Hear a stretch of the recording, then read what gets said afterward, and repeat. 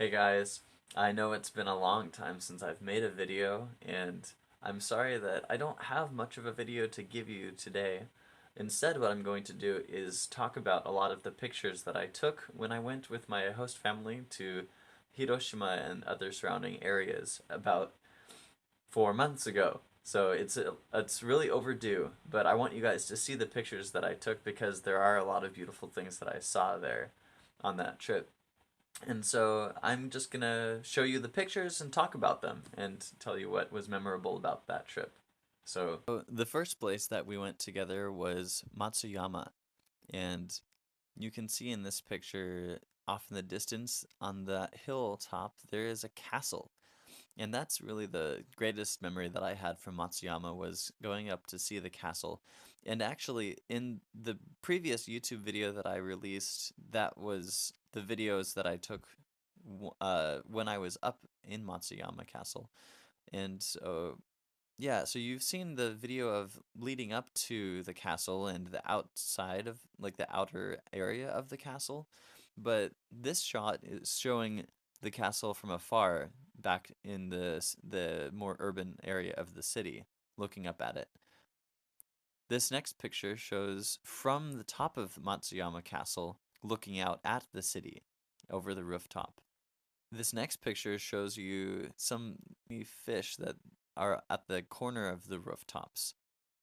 As you can see in this next picture of that same fish in a display case, it explains the purpose of for these fish on top of the roof is basically to prevent fires from catching on the building or on the roof because they believed that since fish are from water, water and fire don't mix, and so the fish will stop fires from happening.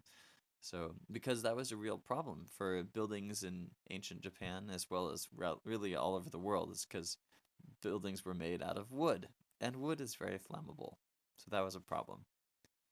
And this last picture from the inside of Matsuyama Castle shows a big drum, which is called a taiko drum.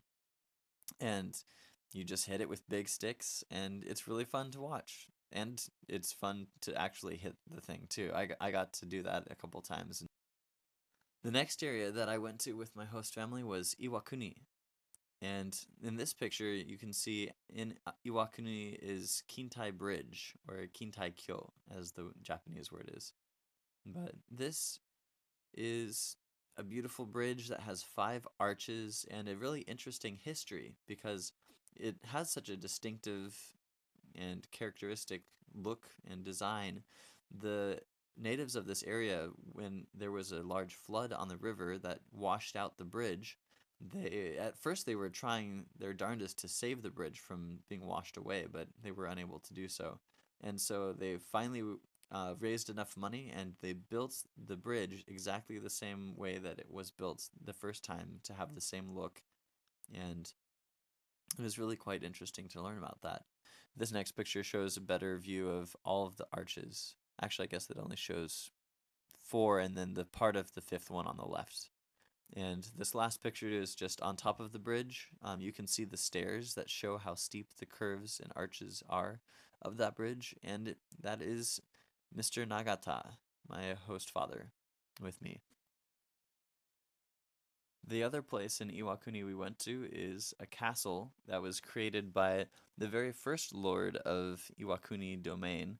His name is Hiroye Kikawa, and it was built in 1608. Here's a picture of me standing out in front of it.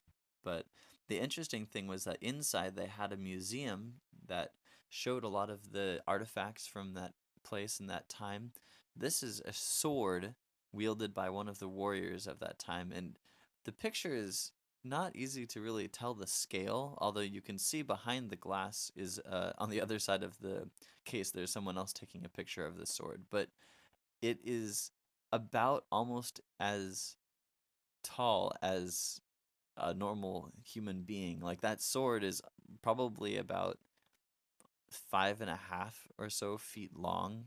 It's just huge and really, it would have been super heavy to wield also, but pretty epic. And it really was awesome for me to look at that sword and picture holding it in my hands.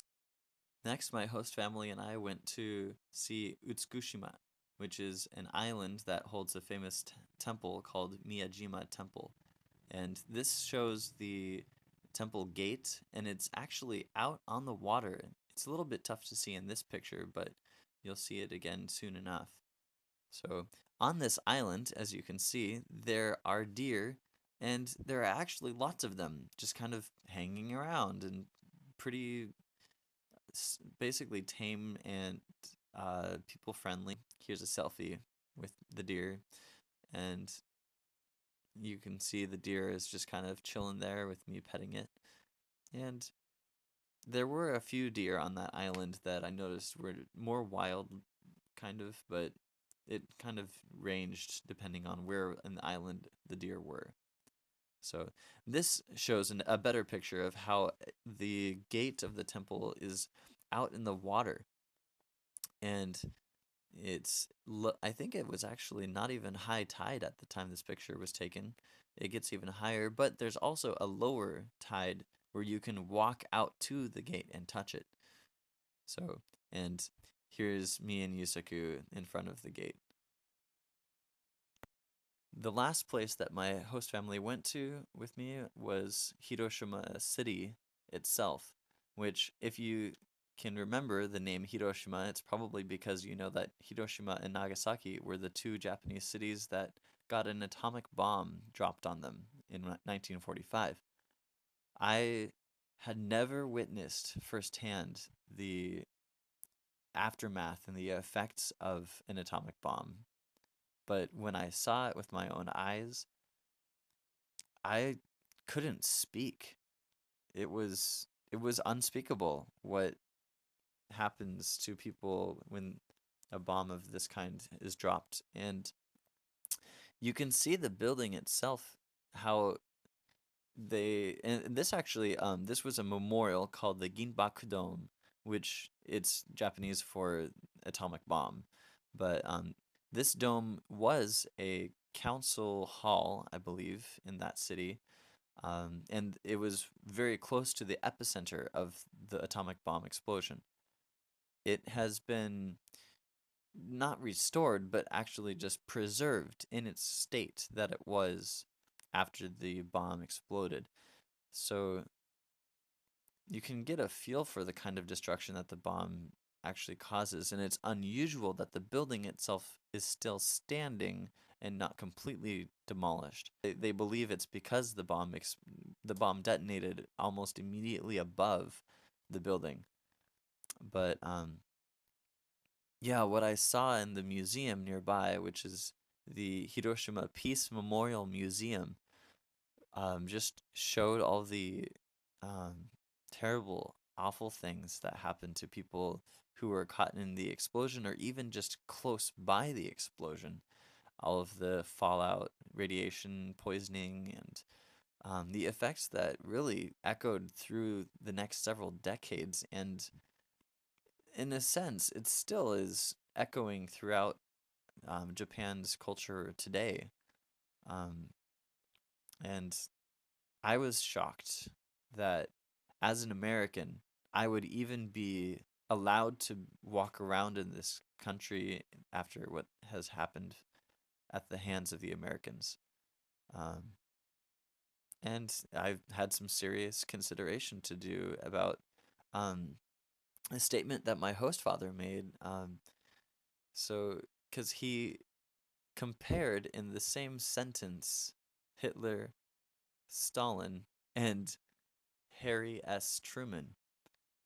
So it was really kind of strange for me to hear those names in conjunction with each other. But then, if you were to consider Truman as responsible for the launching of the atomic bombs, um, that would make sense. At least as a Japanese person, that you would consider them pretty much equivalent in terms of evil. So, but overall, the experience was enlightening, and I could also see how much Japan is devoted to peace after having experienced this. Um, Yeah, I was really glad to have my perspective widened, and I am very grateful that I got to go on this trip to Hiroshima. Thanks for watching everything and listening to my explanation of all these pictures. I hope that you enjoyed it, and I do plan on keeping up with this channel somehow, and we'll have some more things to show you later. Take care, and see you next time.